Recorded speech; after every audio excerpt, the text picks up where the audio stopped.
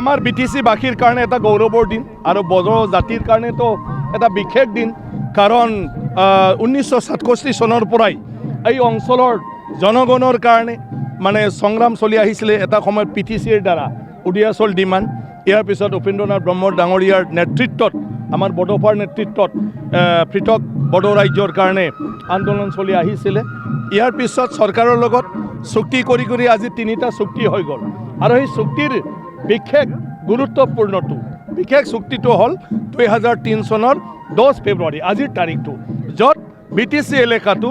সংবিধানৰ মানে ভিতৰত অন্তৰ্গত হৈ গ'ল চিহ্নিত হৈ ফালে আৰু তাত BTCৰ ৰাইজক স্বনিয়ন্ত্ৰণৰ এটা ক্ষমতা প্ৰদান কৰিলে এটা প্ৰশাসনিক ব্যৱস্থা কৰিলে যিটো প্ৰশাসনত BTC নিজে আইন কানুন বনাই ফালে তেওঁলোকৰ নিজৰ বিধানসভাত সিদ্ধান্ত ল'ব পাৰে আৰু যিখিনি মানে বিভাগ দিছে এই বিভাগত যিকোনো সিদ্ধান্ত লৈ কাম কৰিব পাৰে আৰু তাৰ কাৰণে আইন কানুন নিজেই কৰি ল'ব পাৰে তেনেকুৱা ধৰণৰ প্ৰদান হৈ গ'ল গতিকে এইটোৱে মেইন আৰু তাকে লৈ আজি BTC এলেকাৰ মানুহে যিখিনি আগবাঢ়িব পাৰিছে গতিকে হাগ্ৰামা মহিলাৰী ডাঙৰীয়াক আজি আমি ধন্যবাদ দিব লাগিব তেখেতৰ নেতৃত্বতে BLT ভাৰত চৰকাৰ আৰু অসম চৰকাৰৰ মাজত চুক্তিটো হৈছিলে মই নিজে সেই চুক্তিৰ সময়ত বিভিন্ন আলোচনাত জড়িত আছিলোঁ আৰু হাগ্ৰামা মহিলাৰী ডাঙৰীয়া এনেকুৱা এটা বাতাবৰণ ক্ৰিয়েট কৰিছিল য'ত চৰকাৰ আৰু BLT আৰু লগতে বিভিন্ন দল সংগঠনৰ মাজত কেতিয়াও এই আলোচনাটো লৈ এই BTC মানে চুক্তিটো লৈ ফালে তেনেকুৱা ধৰণৰ মানে বিশেষ মনোমালিন্য বা কিবা এটা পৰিৱেশ সৃষ্টি নহ'ল এইটো একমাত্ৰ হাগ্ৰামা মহিলাৰী ডাঙৰীয়াৰ সবৰ নেতৃত্ব সবকে এটা বিশ্বাস প্ৰদান কৰা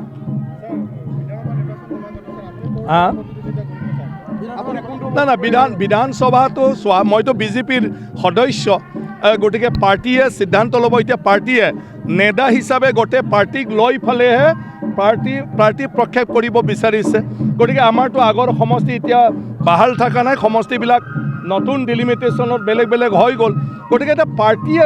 সিদ্ধান্ত লৈ ফালে কাক ক'ত দিয়ে গতিকে এটা পাৰ্টিৰ ওপৰত নিৰ্ভৰ হ'ব ইয়াৰ পিছত পাৰ্টিৰ আজি BTC এলেকাত এলায়েন্স আছে আমাৰ BPFৰ লগত মানে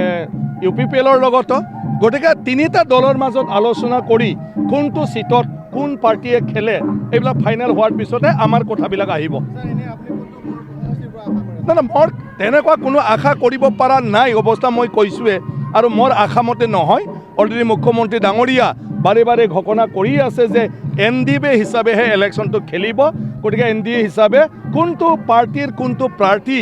ক'ত দিলে জয়যুক্ত হ'ব তাক তাতে দিয়া হ'ব দৰকাৰ হ'লে মোকে নিদিব না সেইটোতো চলি আছে তো তেওঁ নিজে ক'ব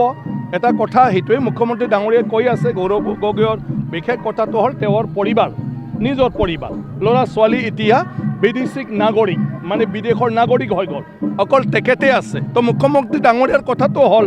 যে আজি যদি দেশত তেওঁৰ পৰিয়ালে নাথাকে আৰু বেলেগতো ভাৰতীয় হৈ নাথাকে তেতিয়া তেখেতে যিটো নেতৃত্ব বহন কৰিব খুজিছে মানে যি দেশৰ তেওঁ বিশ্বাস নাই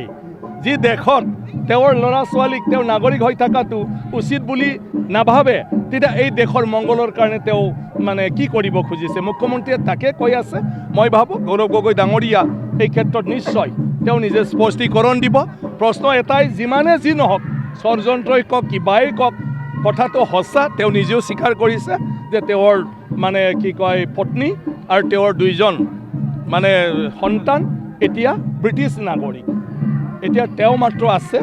ইয়াত আৰু তেওঁ কিমান দিন ইয়াত থাকিব না তেওঁ ব্ৰিটিছ নাগৰিক হ'ব না তেওঁলোকক ব্ৰিটিছ নাগৰিকৰ পৰা উভতাই ভাৰতীয় নাগৰিক কৰিব এতিয়া সেইটো গৌৰৱ গগৈ ডাঙৰীয়াৰ বিষয় গতিকে তাত কোনোবা কোৱাটো ভাল পোৱা বেয়া পোৱা সেইবিলাক বিশ্লেষণ কৰি লাভ নাই আচল কথাটোহে আহিব